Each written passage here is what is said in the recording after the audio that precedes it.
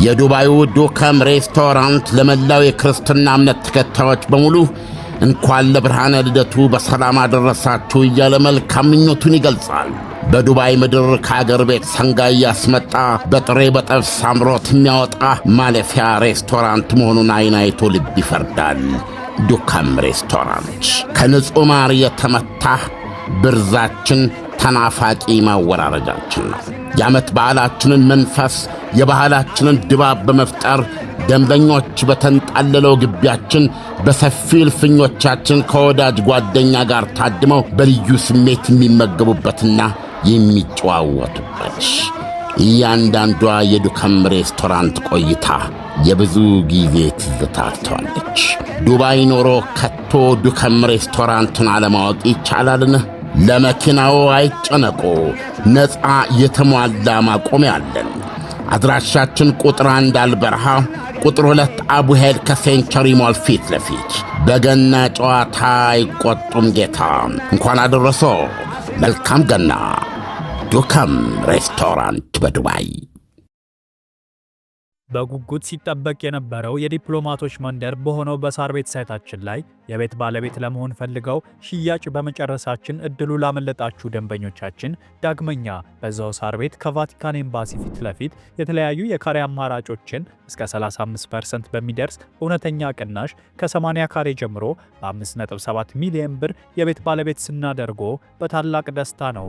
በተጨማሪም ቤተ መንግስት አቅራቢያ ያደረገውና የብዙሃኖች ትዝታ በያዘው በአቧሬ አዲሱ ሳይታችን ላይ ከባለ 1 መኝታ ጀምሮ የመኖሪያ ቤቶችንና የንግድ ሱቆችን ደግሞ ከፈለጉ በኢንዱስትሪ መንደር በሆነው በገላን ባወጣረው ትልቅ የገበያ ማዕከላችን ላይ በጠቅላላ ዋጋ ከ2.6 ሚሊዮን ብር ጀምሮ የሱቅ ባለቤት ይሁኑ። ያለን ቦታ ውስን በመሆኑ እንዳያመልጦ። ለበለጠ መረጃና ለሳይት ጉብኝት ከታች በምናስቀምጠው ስልክ ይደውሉ።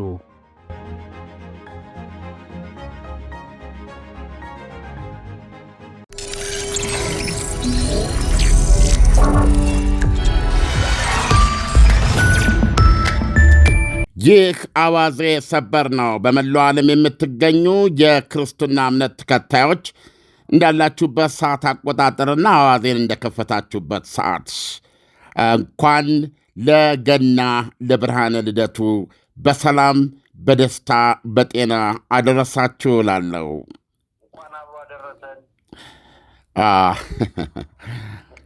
የእስራኤሉ ውጭ ጉዳይ ሚኒስትር ጌዲዮን ሰዓር እዚህ አፍሪካ ቀንድ ሶማሊላንድ በዛሬው ዕለት ጉብኝት ማካሄዳቸው ተሰማ። ከሶማሊላንድ ፕሬዚደንት አብዱርሃማን ሙሐመድ አብዱላይና ከሌሎች ከፍተኛ ባለሥልጣኖች ጋር ተገናኝቶ መነጋገራቸው ተገለጸ። ከአየር ማረፊያ በርከት ያሉ ባለሥልጣኖች እንደተቀበሏቸው ተዘግቧል። ከሶማሊላንድ ውጭ ጉዳይ ሚኒስትር አብዱርሃማን ደሐሪም ጋርም ተገናኝተዋል። የሐርጌሳ ውጭ ጉዳይ ሚኒስቴር ባወጣው መግለጫ ሰዓር ሶማሊላንድ እንደ ፍልስጤም በአየር ላይ ያለች ሳይሆን መሬት ላይ በተጨባጭ በመሥራት ላይ የምትገኝ ሀገረ መንግሥት ናች። ሶማሊላንድ በዓለም አቀፍ ሕግ መርሆች ላይ የተመሠረተች ሕልውና ያላት ሀገር ናት ብለዋል። አክለውም ሶማሊላንድ ላለፉት 35 ዓመታት የተረጋጋች ዲሞክራሲያዊ ሀገር የሆነችና ሆና የምትቀጥል ናች። ዲሞክራሲያዊ ምርጫዎች አሏች። የቅርቡ የ2024ቱን ጠቅሰዋል። ያለፈው ዓመት ከ2025 በፊት የነበረውን ማለታቸው ነው። በዛ ምርጫ ሰላማዊ የሥልጣን ሽግግር ተካሂዷል ብለዋል። ሐርጌሳ ደጋፊ ምዕራብ ወይም አፍቃሪ ምዕራብ መሆኗንና ለእስራኤል ወዳጅ ሀገር ናት ብለዋል። እስራኤል በሐርጌሳ የ34 ዓመታት ዕውቅና አልባ ሀገርነት ታሪክ አይነ ርግቧን የገለጠች የመጀመሪያዋ ዕውቅና ሰጪ ሀገር መሆኗ ይታወቃል። ውጭ ጉዳይ ሚኒስትሩ በመግለጫቸው እስራኤል ሶማሊላንድን እንደ ነፃና ውጭ ጉዳይ ሚኒስትሩ በመግለጫቸው እስራኤል ሶማሊላንድን እንደ ነፃና ሉዓላዊት ሀገር ለማወቅ የመጀመሪያ በመሆኗ ክብር ይሰማታል ብለዋል። አያይዘውም ትችቶችና ውግዘቶችን እንሰማለን፣ እስራኤል ማንን ማወቅ እንዳለባትና ከማጋር ዲፕሎማሲያዊ ግንኙነት መመስረት እንደሚኖርባት ከራሷ በስተቀር ማንም አይወስንላትም፣ አይነግራትም ብለዋል። ሌሎች አገሮችም ይህን ፈለግ ይከተላሉ ብለን ተስፋ እናደርጋለን ብለዋል። ፕሬዚደንት አብዱላይ በበኩላቸው እስራኤል ላደረገችው ታሪካዊና የጀግና ውሳኔ ያላቸውን ጥልቅ አድናቆት ገልጸዋል። ይህ ክስተት በጋራ መከባበርና ጥቅም ላይ ተመስርቶ ትብብርና መረጋጋት ላይ ያለመ ነው። ማንንም በተለይ ለመጉዳት ያልታሰበ ያልታቀደ ብለዋል። ሶማሊላንድ አስተማማኝና ኃላፊነት የሚሰማት አጋር መሆኗን ገልጸው ለክልላዊና ዓለም አቀፋዊ ሰላም፣ ደህንነትና ገንቢ ግንኙነቶችን ለማራመድ ዝግጁ ናት ብለዋል። ሁለቱ አገሮች ዲሴምበር 26 በፈረንጅ አቆጣጠር በኢትዮጵያ ታኅሳስ 17 ባደረጉት የዕውቅና ስምምነት መሠረት ኤምባሲዎቻቸውን በየአገራቸው ለመክፈት መስማማታቸው ይታወቃል። በፍጥነት ይፈጸማል ብለዋል ሁለቱም። አብዱላሂ የዕውቅና ስምምነት የተፈራረሙለት ሀገራቸው የአብርሃም አኮርድስን እንደምትቀላቀል መግለጻቸው አይዘነጋም። ኢሳይያስ በግልጽ በሚታይ ሁኔታ እስራኤል ዕውቅና መስጠት ብቻ ሳይሆን በአጠቃላይ በሁለቱ ሀገሮች መካከል ያለውን ግንኙነት ኤምባሲዎቻቸውን በመክፈት እና አምባሳደሮቻቸውን በመለዋወጥ በፍጥነት የማሳደግ ፍላጎቷን የሚያሳይ ሪሊ አስገራሚ ጉብኝት ነው ያደረጉት ውጭ ጉዳይ ሚኒስትሩ። ይሄ ደግሞ በግልጽ መረዳት እንደሚቻለው ለሶማሊላንድ ትልቅ መርታ ነው። ዓለም የውጭ ጉዳይ ሚኒስትሩ እስራኤል ለሶማሌላንድ ዕውቅና በመስጠቷ ብዙ ሀገሮች ተቃውሞ እያሰሙ እንደሆነ እናውቃለን። እስራኤል ከማን ጋር እንደምትወዳጅ መቼ እንደምትወስን የሚለው አባባላቸው እጅግ በጣም የሚገርም ነውና በዚሁ ነው እየገፉበት ያሉት። ሌላስ ሀገራት ዕውቅናውን የተቀላቀሉ አሉ። የእስራኤል ሶማሌላንድን መጎብኘታቸው ለሶማሌላንድ ተጨማሪ የሚሰጣት ዕውቅና አለ፣ እድል አለ፣ ተጨባጭ እድል አለ። በመጀመሪያ ደረጃ ከእስራኤል ጋር ይህን ግንኙነት አፋጠነች፣ ገነባች ማለት በኢኮኖሚው መስክ፣ በግብርና፣ በሳይንስ፣ በሌሎች በንግድ፣ በተለያዩ መልኮች ከፍተኛ ጥቅም ታገኛለች።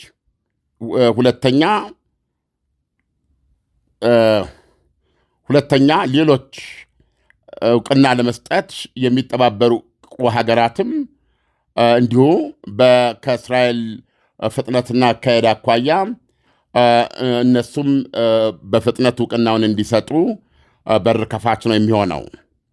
ስለዚህ ይሄ እንደሚታወቀው የሀገርነት ዕውቅና ሳታገኝ በመቆየቷ ዓለም አቀፋዊ ግንኙነት ስለሌላት ዓለም አቀፋዊ እርዳታ ብለው የብድር አገልግሎት፣ የተለያዩ ባይላተራል በሁለት ሀገሮች መካከል የሚደረጉ ከፍተኛ ኢኮኖሚያዊ፣ ማህበራዊ፣ ወታደራዊ ግንኙነት ተጠቃሚ ሳትሆን የቆየች ሀገር ናት እና እስራኤል ደግሞ ከዓለማችን ቁጥር አንድ የዓለማችን አንደኛው ዓለም ሀገር ናት እና በኢኮኖሚም በሳይንስም ብዙ የገፋች ሀገር ናት። ስለዚህ ትልቅ ነገር ነው ሶማሊላንድ ላይ የሚጨምርላት። እንደገና የአብርሃም አኮርድ ስምምነት አካል ስትሆን አብርሃም አኮርድስ ማለት በእስራኤልና በተባበሩት አረብ ኤሚሬትስ፣ በባህሬን፣ በሞሮኮ መካከል ሙሉ ዲፕሎማሲያዊ ግንኙነትን እውን ያደረገ የመካከለኛው ምስራቅን አጠቃላይ ሰላም እና ትብብርን፣ እድገትን ለማስፈን ታልሞ በእነዚህ ሀገሮች ደረጃ አሁን ሙሉ በሙሉ ይፋ ግንኙነት አድርገው በሀገራት መካከል ያሉ ግንኙነቶቻቸው እየዳበሩ የመጡበት ነው። ስለዚህ ሶማሊላንድ የዚህ አካል ነው የምትሆነው፣ የአብርሃም አኮርድስ አካል ነው የምትሆነው እና በዚህ ሂደት ውስጥ በሂደት ዕውቅና ሊሰጧት ይችላሉ ተብለው ከሚጠበቁ ሀገሮች አንዷ ለምሳሌ የተባበሩት አረብ ኤሚሬትስ ናት። የተባበሩት አረብ ኤሚሬትስ ደግሞ እዚህ መካከለኛው ምስራቅ ውስጥ ሁነኛ ከሚባሉ ሀገሮች ከሳውዲ አረቢያ ጋር በመሳ የምትነሳ ሀገር ናት። በኢኮኖሚም ብትል በተለያዩ በኢንቨስትመንት በብዙ ነገር ትልቅ አቅም ልሰጣት የምትችል ሀገር ነች ለሶማሊላንድ። ሁለተኛ የበርበራ ወደብን ለዓለም አቀፍ ንግድ በተለይ ለኢትዮጵያ የኢትዮጵያ ትልቋ ኢኮኖሚ ነች። በድንበርተኛነት የምትገኝ ትልቅ ኢኮኖሚ ናት። በርበራ ወደብ ለኢትዮጵያ ትልቅ አገልግሎት የሚሰጥ ነው። ይሄ በጣም በዳበረ ሁኔታ ተሰርቶ የሚገኝ ነው። ስለዚህ አሁን እስራኤል ሜን ጆይን ስታደርግ የኢኮኖሚ እንቅስቃሴው በከፍተኛ ደረጃ እንደሚፋጠን መተንበይ ይቻላል። ሀገራት በስም የተጠሩና እንደዚህ የሚጠረጠሩ በጣም በአጭር ጊዜ እውቅና ይሰጣሉ ተብሎ የሚጠበቁ ሀገራት አሉ። ይህን የእስራኤልን እውቅና በተመለከተ በጉዳዩ በተባበሩት መንግስታት ድርጅት ሶማሊያ አቅርባው ነበረ። በዛን ወቅትም የአውሮፓ ህብረት ጭምር ሳይቀበለው ቀርቷል። እንግሊዝ የአውሮፓ ህብረት አባል አይደለችም። የቀድሞ የሶማሊላንድ ቅኝ ገዥ ናት። አሁን ያለው የሌበር መንግስት በብዙዎች እንግሊዛውያን ፖለቲከኞችና ምሁራን እየተተቸ ያለበት ሁኔታ ነው። እውቅና መስጠት እንዳለበት ግፊት ያለበት ነው። ምንም እንኳ አሁን ይሄን ያልተቀበለው ቢሆንም ዩናይትድ ስቴትስ አሜሪካ ግን ከሞቃዲሾ ጋር ያላትን ግንኙነት እንደምትቀጥል ወይም እስካሁን ድረስ ያላት በሶማሊያ አንድነት ላይ ያላትን እንደምትቀጥል ብትገልጽም የእስራኤልን መወገዝ በይፋ ተቀናቅናለች። እናንተ መሬት ላይ በተጨባጭ የሌለን ሀገረ መንግስት የፍልስጤም መንግስት ብላችሁ እውቅና ሰጥታችኋል። ወደ 155 እናንተ አልተሰቻችሁም። እናንተ ይህን ያላችሁ ተብሎ ጉዳያችሁ የተባበሩት መንግስታት ላይ ቀርቦ አልተዘለዘላችሁም። እና እስራኤል እውቅና ብትሰጥም መሬት ላይ ላለ ሀገር የሰጠችው በተጨባጭ ሀገር ለሆነ እንትን የሰጠችው ማለት አሜሪካ ተከራክራለች። ስለዚህ የአሜሪካ ውሳኔ ፖለቲካዊ ነው እና አሜሪካ በሶማሊላንድ ላይ ያላት አቋም የመጨረሻው ነው ብሎ ማመን አይቻልም። እስካሁን ያለውን ግንኙነቷን የምትቀይርበት ሁኔታ እስካሁን ትቀይር ያደርጋል ነገር የለም ብለዋል። በሌላ አነጋገር ያው ግንኙነቷ ከሞቃዲሾ ጋር ነው፣ አንድ ሶማሌ በሚለው ማለት ነው።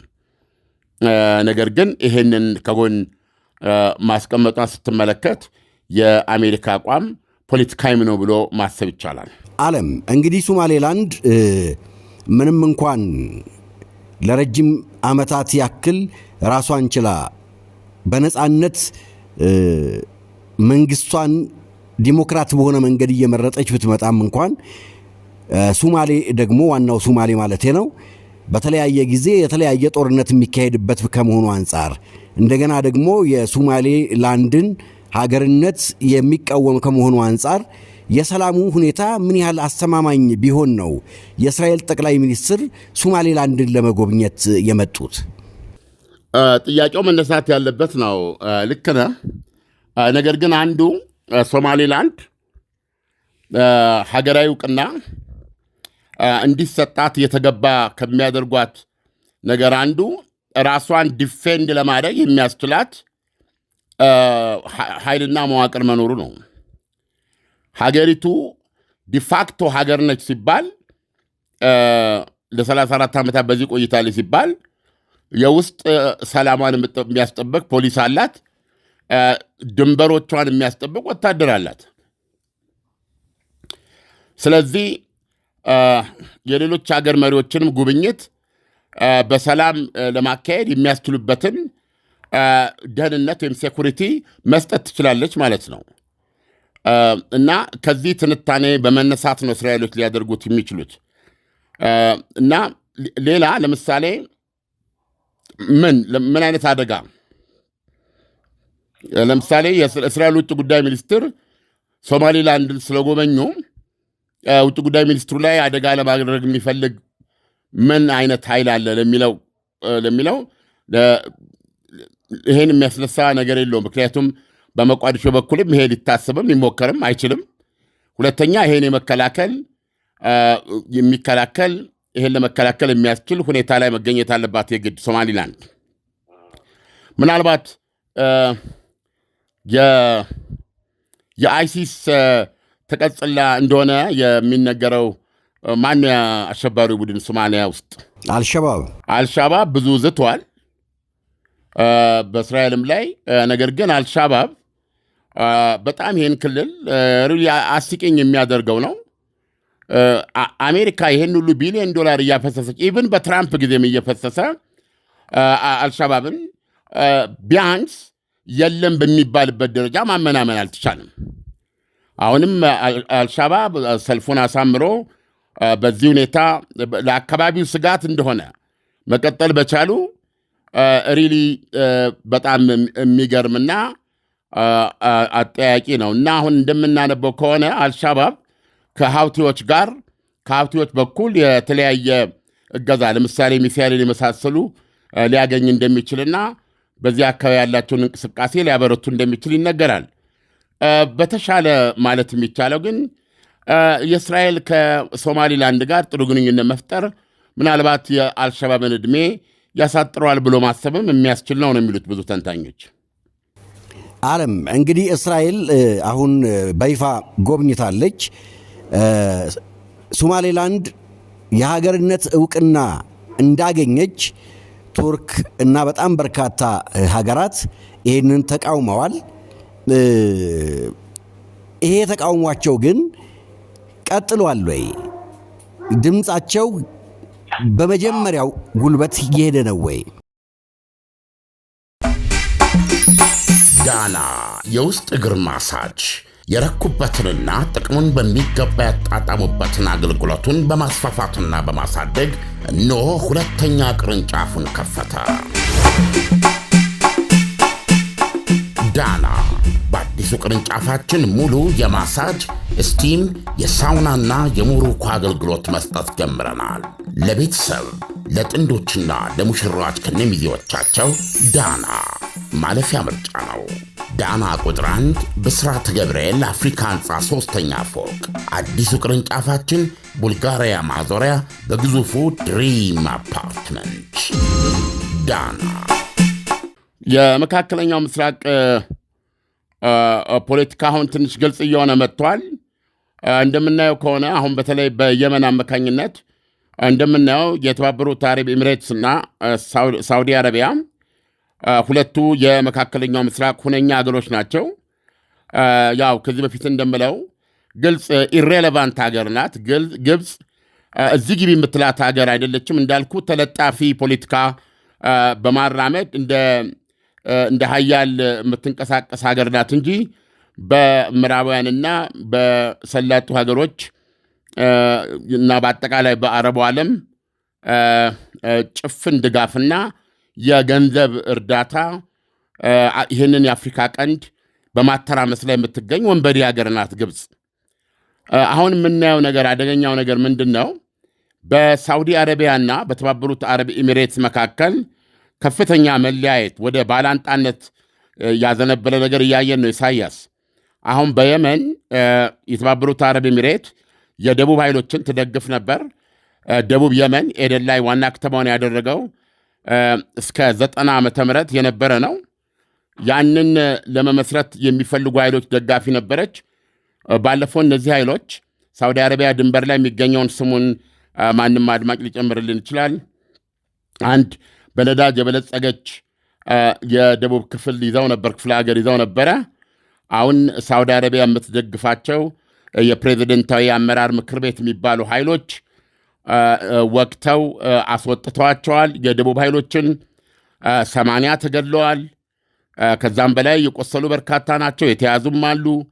እና ሳውዲ አረቢያ በይፋ ቀጥታ በመግባት እነዚህ የደቡብ ኃይሎች ይዘዋቸው የነበሩትን ቦታዎች በማስለቀቅ በከፍተኛ ደረጃ አዳክማቸው አሁን ኤደን ከተማንም ጭምር ማለት ነው ሳውዲ አረቢያ እንደምታልመው የመንን አንድ አድርጋ የመን አንድ ሆና ከሀውቲዎችን መፋለም ነው የምትፈልገው ወይም መጋፈጥ ነው የምትፈልገው ሳውዲ አረቢያ። ከዛ አንጻር ነገሮች ሳውዲ አረቢያ በምትፈልገው መልኩ የተስተካከሉ ናቸው።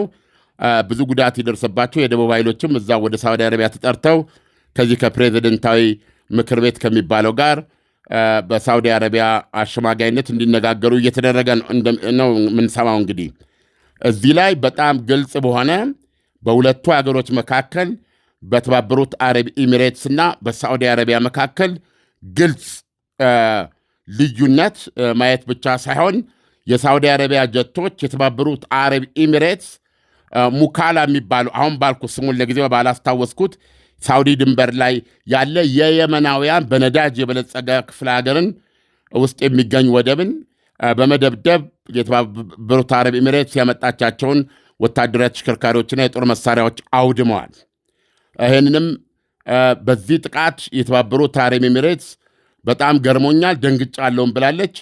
ያመጧቸው የጫንኳቸው ወታደራዊ ተሽከርካሪዎች እዛው ላሉት የራሴ ወታደሮች እንጂ ለኤስሲሲ ለሚባሉት የደቡብ ኃይሎች አልነበረም በማለት ተከራክራለች። ስለዚህ ሁለቱ ሀገሮች በተለያየ ደረጃ አፍኖ ቢይዙትም ልዩነታቸው ግን በዚህ ደረጃ እየተገለጸ መጥቷል። አሁን ዝም ብለህ የእነዚህን ሁለት ሀገሮች አቋም በአፍሪካ ቀንድ ላይ ብትመለከት አንድ ቦታ አታገኛቸውም። የተባበሩት አረብ ኤሚሬትስንና ሳውዲ አረቢያን አዲስ ፓተርን እያየን ያለ ነው። ምንድን ነው? ሱዳን ላይ ሳውዲ አረቢያንና ግብፅን ከአልቡርሃን ጀርባ ነው የምናገኛቸው። ሳውዲ አረቢያና ግብፅን አንድ አይነት ቦታ እያገኘናቸው ነው። እዚህም ደግሞ ለምሳሌ የሶማሊላንድ ላይ ብትመጣ ሁለቱ ከመቋዲሾ ጋር ናቸው። የተባበሩት አረብ ኤሚሬትስ ደግሞ ከሶማሊላንድ ጋር ያው ግድቡን ምንድነው ወደቡን በማልማት ላይ ነው የምትገኘው።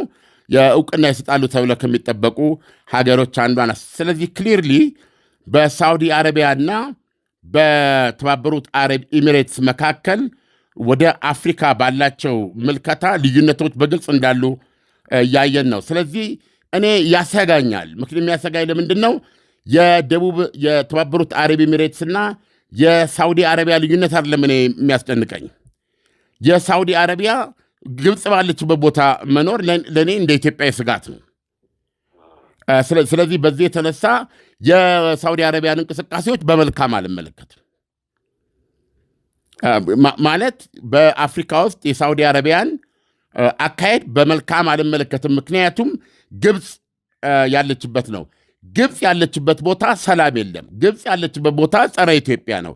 ግብፅ ያለችበት ቦታ የአፍሪካ ቀንድ ሀገሮችን እንደ ዳማ ጠጠር የመጠቀም ኢትዮጵያን ማተራመሻ እያንዳንዳቸውን እንደ ቡና ረከቦት ከዚህ እዚህ የምታንቦጃቦጃቸው እንጂ የራሳቸው ህልውና የሌላቸው ናቸው። በኢትዮጵያ ዙሪያ ያሉ ከግብፅ ጋር አብረው የሚሰሩ ሀገራት በሙሉ ሪሊ ሰልፍ ሪስፔክት አላቸው ብለህ ለመናገርም አትችልም። ግብፅ እንደፈለገች የምታሽከረክራቸው ሀገሮች ናቸው። ስለዚህ አሁን ሳውዲ አረቢያን ከግብፅ ጋር አንድ ላይ በማያት ጊዜ የሳውዲ አረቢያን ሪሶርስ ትፈራለህ። ሳውዲ አረቢያ ብዙ ሀብት ያላት ሀገር ነች። ብዙ ግንኙነት ከምዕራባውያን ጋር ያላት ሀገር ነች በሁለንተናው እና እነዚህን ነገሮች ግብፅ እንዳትጠቀም ትሰጋለህ። ስለዚህ በዚህ በሶማሊላንድም ሳውዲ አረቢያን ከግብፅ ጋር ከመቋዲሾ ጋር ሆና ነው የምናገኛትና ይሄ ትንሽ ይረብሸኛል። በሌላ በኩል ግን ሶማሊላንድ ላይ የተለየ ሁኔታ መምጣቱ ግብፅን ምናልባት የዚህ የአፍሪካ ቀንድ ፖለቲካ የግብፅ መጨማለቂያ ከመሆን ነፃ የሚወጣበት ሁኔታም ሊያመጣ ይችላል። ሶማሊላንድ ከግብፅ ጎን ነች ወይስ ከማጎን ናት? ሶማሊላንድ እውቅና ከሰጧት ሀገርነቷን ከተቀበሉ በሀገርነት ካከበሯት ወገኖች ጋር ነች። ሶማሊላንድ ሀገር እንዳትሆን ከሚፈልጉና እንዳትሆን ከሚሰሩ ጋር ደግሞ ጠላት ናት። በዚህ እይታ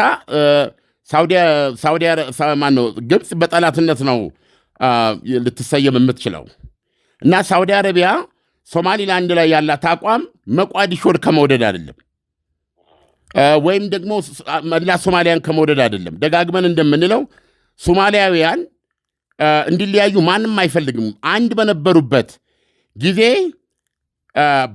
በታሪክ አጋጣሚ በሀያላን ሀገሮች የተሳሳተ ትንተና አሜሪካም ራሽያም ከሶማሊያ ጋር ወግኖ በነበሩበት የአረቡ ዓለም ድጋፍ ደግሞ እንዳለ ታውቃለህ በነበረበትና ሶማሊያ በጣም የተሻለ ጥንካሬ በነበረችበት ወቅት ግብፅ ያንን የተጠቀመችበት እንደዚህ አድባሪ ያለ እብድ ይዛ የኢትዮጵያንን ደም እንዲያፈስና የኢትዮጵያን የግዛት አንድነት እንዲያፈርስ ነው እንዲዘምትን ያደረገችው። ይሄንን መርሳት የለብንም። እዚህ ድሬዳዋ ደርሰው ነው የተመለሱትና 300,000 ሚሊሻ ነው ተመልምሎ ሄደው ከወታደሩ ሌላ 300,000 ሚሊሻ እና በዛ መንገድ በኢትዮጵያ ሕዝብ ጽናት፣ ሀገር ወዳድነት፣ ቀናይነትና በብሬዥኔቭ ሶቪየት ኅብረት እስቲል ተተንትኖ ሊያበቃ ባልቻለ አጋርነት በኩባውያን ደም፣ በየመናውያን በደቡብ የመናውያን ደም ሀገራችን አትሊስት እስካሁን ድረስ የግዛት አንድነቷን ይዛ ለመቆይ ሞክራለች። የሶማሌዎች አንድ መሆን ለኢትዮጵያ እንደሚያስደስት ለሌሎች ሀገሮችም እንደሚያስደስት ማንም ጥርጥር የለውም። ነገር ግን ሶማሊያ አንድ ሆነች ማለት ግብፅ ያንን የአንድነት ጊዜያቸውን ወደ ኢትዮጵያ ላይ መዝመቻ ነው የምታደርገው። እነ በሙሉ የአካባቢውን ሀገሮች እንዴት እንደምታደርጋቸው ተመልከት። በጅቡቲ በተለያየ ቦታ በቃ የነዛ ሀገሮች ሚና እሷ ያለቻቸውን ማድረግ ነው፣ ሲዋጉ መኖር ነው። ስለዚህ የሳዑዲ አረቢያ በተደጋጋሚ ግብፅን ከመሰለች በእጅጉ ልትጠላና ልትወገዝ የሚገባ እብሪት፣ ማናሃለኝነትና በተለይም የዚህ አፍሪካ ቀንድን ንጹሐን ደም ያፈሰሰች አንድ ቀን ስለምትጠየቅ ነው አገር ጋር በተደጋጋሚ አንድ ቦታ ላይ እያበረች መገኘቷ እንደ አንድ ኢትዮጵያዊ ያስጨንቀኛል። እውነቱን ለመናገር በጽኑ እቃወመዋለሁ። ዓለም እንግዲህ መቼስ እስራኤል ወደ ሶማሌላንድ ስትመጣ ወይም ደግሞ የዚህ የኤደን ባህረ ሰላጤ አካባቢ በምትመጣበት ጊዜ አንድ እስራኤል ቀጠናው ሰላም እንዲሆን ከመፈለግ አንጻር ወይም ከደህንነቱ አንጻር ጭምር ነው። እንደገና ደግሞ የመን አሁን ባለችበት ሁኔታ ላይ በተበታተነችበት ሁኔታ ለእስራኤል ስጋት ናት ስል ራሷን የተደራጀች እና አስፈላጊ በሆነ ሰዓትና ጊዜ እስራኤልን ትመታለች ማለቴ ሳይሆን አቅም ባገኘች ጊዜ እየተኮሰች ሮኬት በመተኮስ ችግር ትፈጥራለች። እሱን ለመቋቋምም ጭምር እስራኤል ይሄ ቦታ ያስፈልጋታል ብዬ አምናለሁ። ግን የሶማሌላንድ አሁን በሶማሌ በእንደገና ደግሞ ቦዲ በኩል ጅቡቲም ከዋናው ሶማሌ ጋር እየተገናኘች ስለሆነ እስራኤል ሶማሌላንድን የማገዝ ኃላፊነት የለባትም። ሶማሌላንድ ራሷን ለመከላከል ወዳጆች፣ የቅርብ የሩቅ ወዳጆች ማፍራት የሶማሌላንድ ጉዳይ ነው። ከዛ ውጭ ግን ከሶማሌላንድ ጋር ባላቸው ግንኙነት ሶማሌላንዶች ለእስራኤላውያን የሚሰጡት ጥቅም አለ። ስለዚህም የጋራ ጥቅም ላይ የተመሰረተ ትብብር ከእስራኤል ሊያገኙ ይችላሉ ማለት ነው።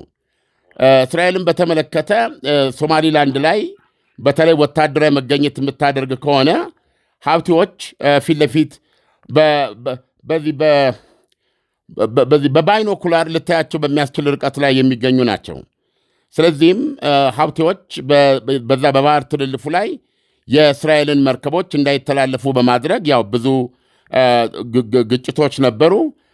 ስለዚህ ከዚህ አንጻር ስታየው ኤደን ሰላጤ ላይ ተመሳሳይ ሀውቲዎች አደጋ እንዳይጋርጡ እንጋርጥም ቢሉ በጣም በፍጥነት በጣም ሰስቴነብል በቀጣይነት ባለው ሁኔታ በሚገባ ለመሰለል እና አስፈላጊ የአጸፋ እርምጃዎችን ለመውሰድ ብቻ ሳይሆን አስቀድሞም ምን አይነት እርምጃዎች ይወሰዱ የሚለውን ነገር ሁሉ ለመስራት የሚያስችላት ቁልፍ ቦታ መሆኑን በእስራኤሎች በኩል የቀረበ ትንተናን ባለፈው በእኛ ፕሮግራም አቅርቤያለሁ። አድማጮቻችን ወደ ኋላ ሄደው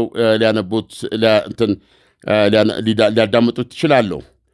በተረፈ ሶማሊላንድ ከኢትዮጵያ ጋር የመግባቢያ ሰነድ የተፈራረመች ሀገር ናት እና የሁለቱ ሀገሮች የዲፕሎማሲ ግንኙነት የኢትዮጵያ ሶማሊላንድን የምታውቁ ከሆነ በመግባቢያ ስምምነታቸው የደረሱበት ስምምነት የሚጠበቅ ከሆነ 20 ኪሎ ሜትር የሆነ የባህር ጠረፍ ለኢትዮጵያ የባህር ኃይል የጦር ሰፈርነት የሚያገለግል የኪራይ መሬት ኢትዮጵያ ታገኛለች። እንደዚሁም የራሷን ወደብ የወደብ በዛ በኩል መገንባት እንደምትችል የመግባቢያ ስምምነቱ ይገልጻል። እና ሁለቱ ሀገሮች ጊቭ ኤንድ ቴክ የሆነ ሌላ አይነት የኢኮኖሚ ግንኙነት ሊኖራቸው እንደሚችል የመግባቢያ ሰነዱ ላይ መቀመጡን እናስታውሳለን። ነገር ግን ይህን ሁኔታ ኢትዮጵያና ሶማሊላንድ እንዴት ይሄዱበታል የሚባለው እስካሁን ምንም ፍንጭ የለም። ኢሳያስ ዓለም፣ ለትንታኔው ከወዲሁ አመሰግናለሁ። መልካም ምሽት ይሆንልን። መልካም ምሽት።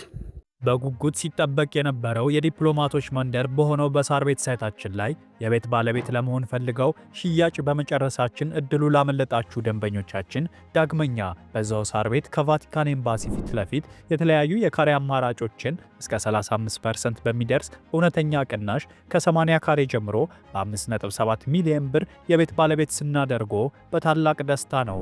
በተጨማሪም ቤተ መንግስት አቅራቢያ ያደረገውና የብዙሃኖች ትዝታ በያዘው በአቧሬ አዲሱ ሳይታችን ላይ ከባለ አንድ መኝታ ጀምሮ የመኖሪያ ቤቶችንና የንግድ ሱቆችን ደግሞ ከፈለጉ በኢንዱስትሪ መንደር በሆነው በገላን ባወጣረው ትልቅ የገበያ ማዕከላችን ላይ በጠቅላላ ዋጋ ከ2.6 ሚሊዮን ብር ጀምሮ የሱቅ ባለቤት ይሁኑ። ያለን ቦታ ውስን በመሆኑ እንዳያመልጦ። ለበለጠ መረጃና ለሳይት ጉብኝት ከታች በምናስቀምጠው ስልክ ይደውሉ።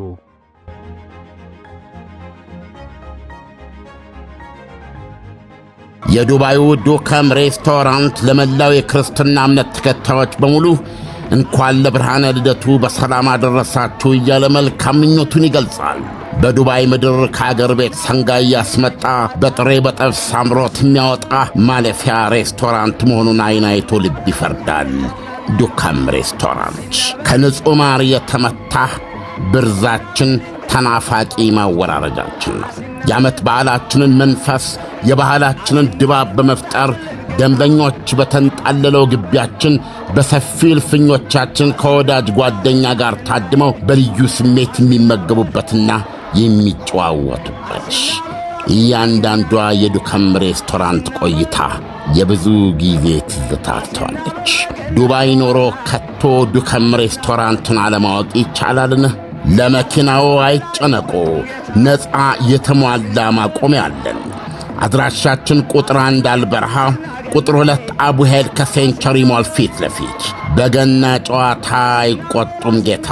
እንኳን አደረሶ። መልካም ገና። ዱከም ሬስቶራንት በዱባይ። ምርትና አገልግሎቷን በአዋዜ ላይ ያስተዋውቁ። ለጥራች እንታመናለን። በስልክ ቁጥሮቻችን ይደውሉልን። አዋዜ ዓለምነህ ዋሴ ዜና